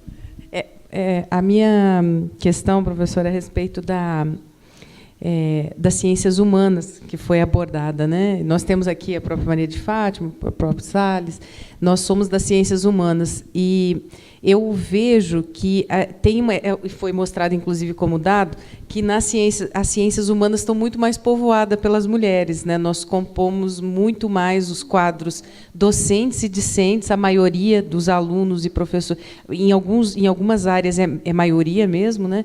De mulheres. E eu percebo, e eu não tenho dados a respeito disso, mas assim uma reflexão mais a partir da experiência, percebo que esse é um dos aspectos que coloca as ciências sociais como uma ciência menor, uma ciência feita por mulheres, uma ciência feita pelo viés do afeto, ou que joga essas coisas consideradas menores, né, das quais foram faladas aqui, né, ou digamos, características humanas menos relevantes do que a racionalidade, ou do que a lógica, ou do que os processos, né, imensos de cálculo, etc., quantitativos. Então, assim, as ciências humanas, eu acho que é mais complicado. Mas eu vejo que esse é um... bom, mas aí eu só queria essa opinião. Não, eu acho que isso aí esse preconceito não é só com a área das humanas, não. Mesmo nas ciências duras, ele existe. Eu falei dos produtos naturais. Então, quando você tem nas áreas da química, e agora, por exemplo, vendo lá o Gallenbeck mandando as mensagens, uma briga entre química e física, que você não pode imaginar. Por quê? Os físicos sempre querem ser isso, aquilo, outro. Então, aquela história de uma área querer ser, que a área seja melhor do que outra área, eu acho que isso não tem sentido em ciência. Uma área cada área tem o seu foco, a sua finalidade, e todas se completam e todas são importantes. A área das ciências sociais, eu acho que são extremamente importantes, eu acho até que é muito complicado, porque é uma área que exige muito mais, ela é muito mais flexível é muito fácil trabalhar com as coisas exatas. Eu estava falando agora, discutindo com a minha sobrinha, que é advogada, eu falei, eu estou odiando advogado. Eu estou com trauma de advogado agora com essa história dessa coisa, confusão no Brasil. E, então, lá na discussão, que agora está a maior discussão com as fundações, E aí eu fui lá na reitoria, um advogado de um lado, outro do outro. Eu falei, mas agora é assim. A outra falou, mas é a sua leitura. Aquilo começou uma discussão tão complicada que eu fiz, meu Deus do céu, se fosse matemático, era aqui, era uma equação. Ou você vai resolver a equação e está certa, ou está errada. É muito mais fácil ser um matemático do que fazer um estudo de ciências sociais, onde você tem várias teorias, tem várias pessoas de defesa. É muito complicado. Eu acho que as ciências, elas se completam, e se você verifica os lugares onde você tem respeito pelas ciências, como é forte. Vai lá, por exemplo, na Harvard. Não é só a área de exatas que é forte. Vai lá para olhar as áreas das ciências humanas, como é. Lá mesmo na Sorbonne, onde eu fiquei. É uma coisa fascinante, então. E a questão das áreas, eu acho que não vejo. Agora, a área exata, ela, como a palavra já diz, você coloca isso aqui, se isso aqui não combinar com isso, não cabe aqui. Então, pronto. Isso não é, nas sociais já não é assim. Então, acho que ela é mais, como ela tem muito mais discussão em torno, ela é mais difícil de você nesse contexto, talvez por aí. Agora, eu tiraria dessa discussão a educação, a área da educação, mas principalmente a educação no Brasil, que eu acho que ela ainda precisa crescer muito, porque quando você reúne algumas pessoas da educação, eu falo, meu Deus do céu, cada um pensa de um jeito. E aí eu não vejo que está construindo nada no Brasil. Mas aí eu não tenho absolutamente conhecimento nenhum para discutir. Mas toda vez que eu encontro lá nas reuniões da SBQ, é uma discussão tão grande que eu fico pensando assim, meu Deus do céu, será que tem toda essa discussão para chegar? Mas aquela pedagogia, sabe? Aquela área mais pedagógica, com essa mudança de currículo, com essas coisas. Mas nas áreas das ciências, seja humana, sociologia A, sociologia B, dentista é uma coisa muito técnica, mas tem ciência. Se não tiver ciência, logicamente, só fazer o dentinho aqui, tudo bem, mas... Né? Salles, eu acho que é o... Tem mais alguém inscrito? Não, né? Então, depois passamos. Boa noite. Obrigado, professora Bolzani. Eu, francamente, aprendi muito com a sua fala. Quando falo aprendi, porque, de fato, a gente não tem conhecimento sobre mulheres na ciência. E a gente está falando aqui de ciência hard, né? Eu sou das ciências humanas, a gente vê bastante mulheres, e que, de fato, bastante não. Uma quantidade razoável de mulheres, e falo isso porque, mesmo nas ciências humanas, há espaço que não há mulheres, né? Bom, mas eu gostaria, na realidade, de pensar com a senhora algumas frases que a senhora falou aqui. Uma delas é que nós não fomos ainda preparadas para competir, né? E isso tem a ver com uma outra frase que a senhora também disse, que foi o seguinte, é que as meninas, e não só as meninas, mas principalmente as meninas, precisam de estímulo, né, para desenvolver mais o cérebro. E deu o exemplo das brincadeiras, né, que dos homens eram muito mais diversificadas do que a das meninas. Em função disso, desenvolvia o seu cérebro. Tá certo? Uma outra coisa que a senhora disse é que queremos que as pessoas talentosas sejam reconhecidas nos seus talentos. Mas, por outro lado, também, isso dá a impressão ao tempo todo que o mérito tem que ser reconhecido. E me parece que tem uma ideia de mérito por trás, indicando que, se você é talentoso, se você tem estímulo, se você consegue desenvolver o seu pensamento, o seu cérebro, né, você terá mérito e esse mérito será reconhecido. No entanto, a senhora mostra dados, por exemplo, do Prêmio Nobel ali, que a quantidade de mulheres que receberam, né? Então, em 1901, 4 receberam. Em 2017, né, 19 receberam. Bom, e me parece que, quando se fala em mérito, dá a impressão de que só o mérito é suficiente para receber. Mas esses dados mostram completamente o contrário. E tem um exemplo que ficou clássico ali, né? A mulher trabalhando com o seu marido, ela desenvolveu tudo, mas quem ganhou o prêmio foi ele, né? E isso me faz lembrar, a senhora lembrando também de todo esse histórico, isso me faz lembrar algo que também acontece com relação ao mundo acadêmico da perspectiva de questão racial. Tem um filme que se chama Quase Deuses. Não sei se a senhora já assistiu. Eu esqueci o nome do doutor, que ele desenvolvia tudo, mas porque ele era negro, né? Quem ganhava o prêmio era o outro doutor branco lá na Johns Hopkins, é o top da medicina no mundo, lá nos Estados Unidos. Né? O que indica que a história do mérito e de estímulo, isso é uma parte que é necessário, mas não é condição suficiente. Né? E por que eu estou tocando nisso? Porque, para mim, parece que ficou, no final das contas, a ideia de que se você tiver estímulo, se você tiver possibilidades, né, com o mérito você chega lá. Mas os dados mostraram o contrário. Eu gostaria que a senhora comentasse um pouco sobre isso. Eu concordo. O mérito, eu acho que o estímulo, o mérito é muito importante para que você possa, nesse primeiro momento, ter mais, por exemplo, eu vejo isso com, eu diria assim, com as pessoas. Eu fui um tempo desse lá na... Ai, meu Deus, como é que é o nome? Não é favela, mas é uma periferia. A quantidade de crianças ali, que se tivesse um estímulo, uma condição, que eles seriam meninos super talentosos em várias profissões, é assustador. Então, eu estou falando nessa faixa.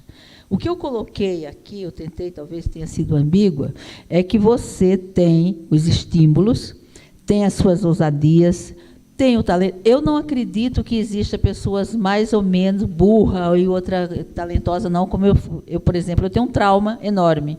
Eu sou canhota, mas eu fui obrigada a escrever com a mão direita, porque naquela época eu fui para uma escola de freiras e a minha mãe me tirou. A minha mãe tinha uma cabeça até que era razoável. Eu fui alfabetizada, ela me amarrava a mão, porque canhoto tinha parte com capeta, né? A Igreja Católica. Minha mãe era uma carola, ela é portuguesa, era carola. Então, a minha mão era amarrada e eu comecei a aprender a escrever. Quando ela percebeu isso, que ela me tirou, que eu fui para outra escola, eu já sabia escrever com a mão.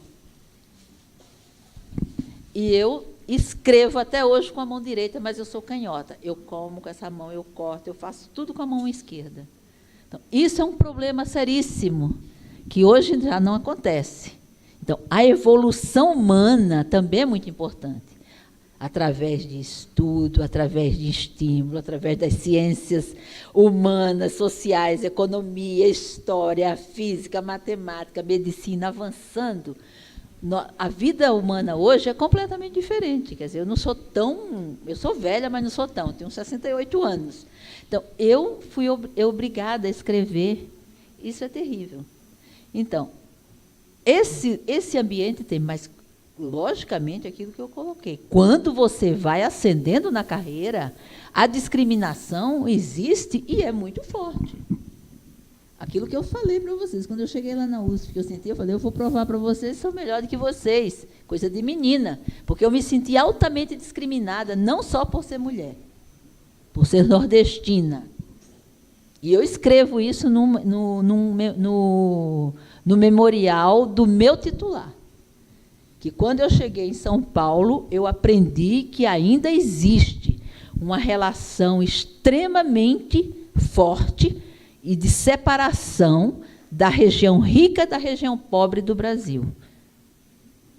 Eu me senti extremamente discriminada por ser nordestina.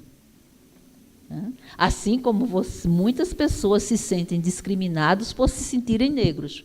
Então, as minorias, elas se sentem discriminadas e nós temos o tempo todo trabalhando para que isso não aconteça. Eu acho que, atualmente, talvez as meninas hoje que saiam do Nordeste não se sintam discriminadas quanto eu me senti naquela época. Porque a maioria ficava. A maioria ficava. E os meninos saíam. Então, o ascender, assim como o Prêmio Nobel, assim como eu falei da academia, quantas mulheres poderiam estar na academia? né? Então, é discriminação mesmo. E aí a discriminação são dos nossos colegas, porque como votam, é votação, é eleição mesmo, e é eleição online, com sigilo, e os homens são maioria, eles continuam votando nos meninos e precisam votar nas moças, nas senhoras. Porque até tem a academia jovem, e aí na academia jovem tem bastante meninas, mas depois, quando vai ascender para ser membro efetivo, é minoria. Mas isso aí não é só aqui. Aqui até melhor. Estados Unidos, mundo inteiro. Por isso que tem esse movimento da Unesco para que as pessoas comecem nos seus países a fazer um estímulo às mulheres fazerem ciência e serem mais ousadas, porque eu acho que é 28,8% das mulheres do mundo que são cientistas. Mas tem cientistas brilhantes, brilhantes. Agora, quando eu falei dessa competição, talvez os homens são muito mais competitivos e eles se organizam. Então, nós precisávamos ser muito competitivas também, eu acho que para entrar na briga e terminar competindo de igual para igual, não sei. Porque, às vezes, você percebe que são exatamente iguais, aí na competição porque foi e não foi ela, foi ele. Assim, também... Não é? Mas eu, ultimamente, eu passei, mas hoje eu já não me sinto assim que sou discriminada, lógico. Por exemplo, eu faço parte de um comitê que é muito legal, que é esse comitê da L'Oréal, que é um comitê científico. A L'Oréal, em Paris, tem um comitê científico, que reúne 2 vezes por ano, é como se fosse um workshop para discutir ciência. Eu aprendo, é maravilhoso. E aí eles me procuraram e me mandaram um convite. Eu fiquei muito emocionada com aquilo. E aí o que é que acontece? Eu acho que aqui agora é a autofagia brasileira. A competição lá fora ela é muito grande, mas ela é uma competição mais profissional. Eu acho a competição aqui, em algumas vezes, meio autofágica mesmo. Olha, se eu puder... Quem falava isso era um colega nosso, Masayoshi Yoshida. Você lembra? Falar, nossa, aqui é o seguinte, está todo mundo num poço, assim, segurando aqui, pendurado, e você pede ajuda lá de cima. Ele, em vez de te puxar, ele pisa no seu dedinho. Então, esse lado aqui, eu acho que ainda do pouco desenvolvido, talvez propicie um pouco isso. A gente percebe isso em algumas coisas, algumas vezes, uma competição meio desumana, isso não é... Porque competição existe mesmo, mas essa profissional...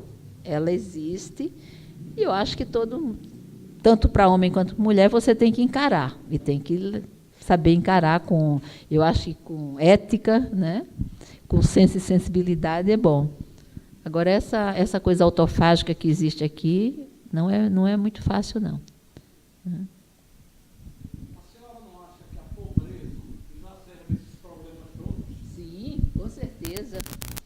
A pobreza financeira, a pobreza de espírito, a pobreza de conhecimento, toda a pobreza exacerba porque se você já nasce num ambiente propício, né, a cultura, tudo facilita. Essas gerações, por exemplo, se você vem de uma família, isso é uma matéria que tem na Folha, de uns 3 anos atrás, até uma matéria conservadora, que ela falando que as famílias cultas, letradas, isso tinha lastro, ela fomenta, ela vai passando de geração para geração. E aí, ontem, estava lá no Instituto discutindo. O que está acontecendo agora é que essa discriminação é tão grande que, como os que têm muito dinheiro, mandam os filhos para fora para estudar. Então, se isso aqui acabar, se a gente acabar com a nossa ambiente que ainda serve a nós que somos professores e classe média, e nós vamos morrer. Mas essa pequena oligarquia vai continuar, porque eles são muito ricos, eles estão mandando os filhos tudo estudar lá fora. Fazer mestrado, doutorado, fazer educação. Você viu a escola que abriu em São Paulo? Aquela que tem em Nova York, como é que é o nome? 12 mil reais para começar. É uma escola de liderança que nem nos Estados Unidos todo mundo já tinha fila para 2 anos para estudar em São Paulo. Então, o que é que você espera? Bom, então a Aspulv, né, agradece a palestra da professora Bolzani, nesse momento de reflexão junto conosco, agradece o público que ficou até, né, agora acompanhando o debate e a palestra. E agora tem uma programação, né, Ivonete, na terça, quarta-feira, às 18h30, tem mais um debate, Mulheres na Política, né, com a professora Marlise Matos, e o lugar ainda vai ser confirmado, né? E agradecemos a todos. Muito obrigada, professora. Pessoal, quem assinou a lista para o certificado vai estar pronto a partir de terça-feira. Tem que ser retirado aqui na sede da Aspulv.